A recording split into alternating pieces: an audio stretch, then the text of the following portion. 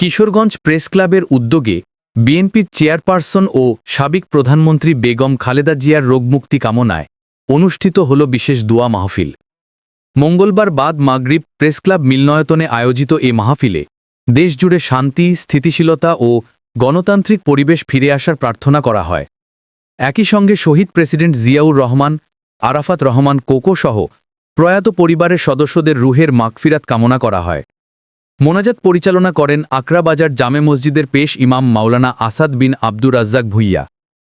দোয়া মাহফিলে জেলা বিএনপি, যুবদল, স্বেচ্ছাসেবক দলসহ প্রেস ক্লাবের নেতৃবৃন্দ এবং স্থানীয় গণমাধ্যম কর্মীরা উপস্থিত ছিলেন। উপস্থিত নেতারা দেশ ও জাতির কল্যাণে মানবিক ও গঠনমূলক ভূমিকা রাখার প্রত্যয় ব্যক্ত করেন।